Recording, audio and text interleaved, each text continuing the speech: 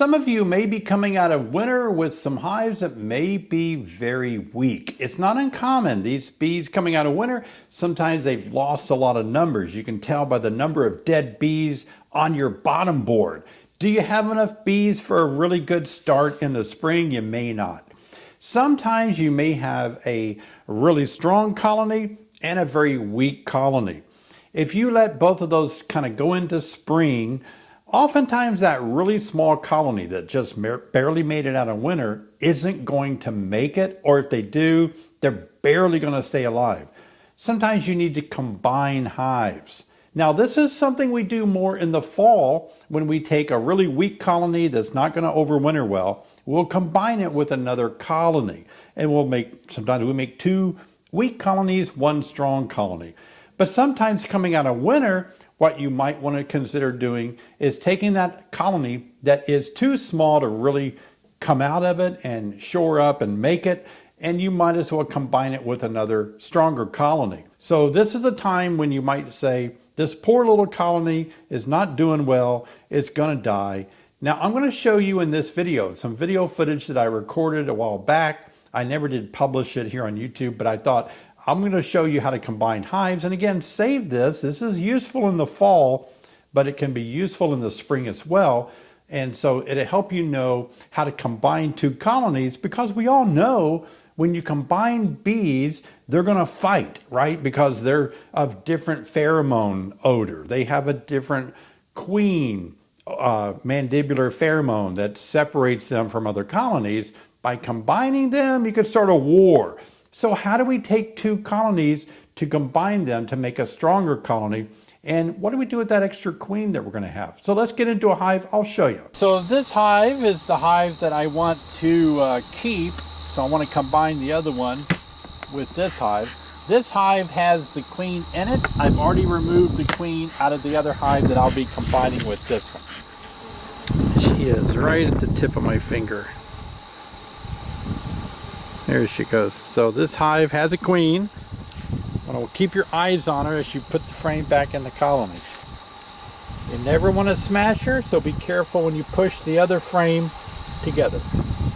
Alright, so yeah, we can combine that hive that I took the queen out of with this hive. So I'm going to lay a piece of newspaper on this hive to combine another hive with it.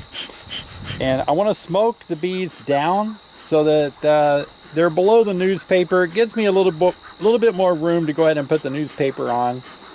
I don't want to smash any bees, so you can kind of run them down a little bit lower. And then take your newspaper, and you can let it hang out over the edge. I don't mind that a bit. And sometimes if it's windy, you might need somebody to help you do this. Just lay it down like this. Ooh, that just barely makes it. You might want to push on it if you've got a little propolis that this newspaper might stick to.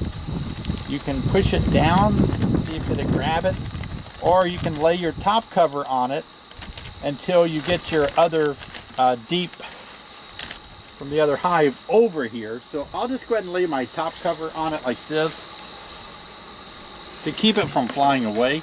I'll be right back. Foot right there, and then lift up.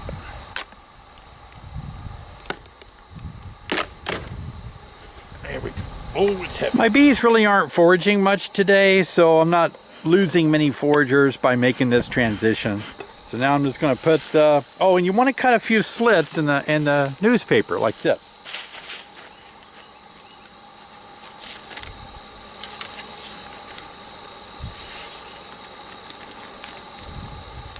I do it between the frames, just enough to kind of get the bees interested in maybe going up and down between them. Okay, so now I'm just going to put my hive tool there to hold that down. And we're going to set it right on top of the other one.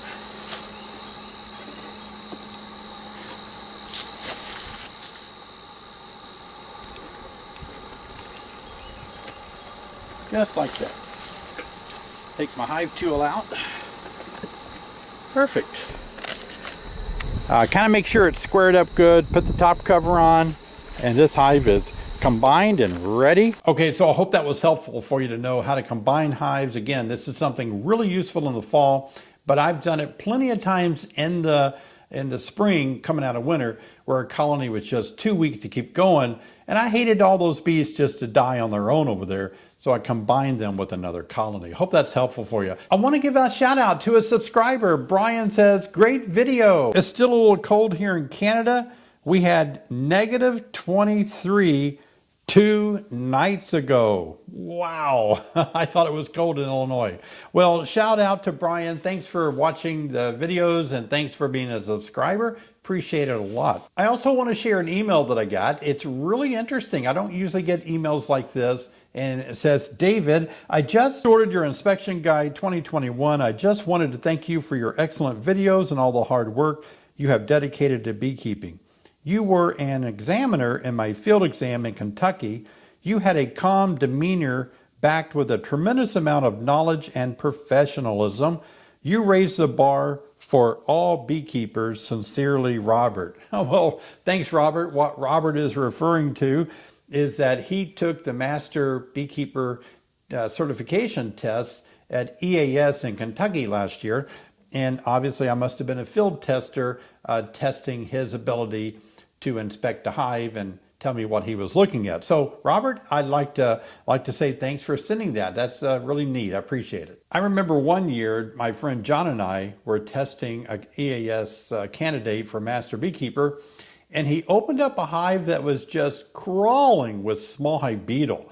And so we began asking him some questions about small hive beetles and what you would do and what you would not do. I mean, it was just terribly infested. Hey, if you don't know about small hive beetles and you're not sure if you're prepared for them, you need to watch this video I just made about small hive beetle. It will help you a lot understand them and how to keep them under control from ruining your hive. Take a look. I'll see you next time.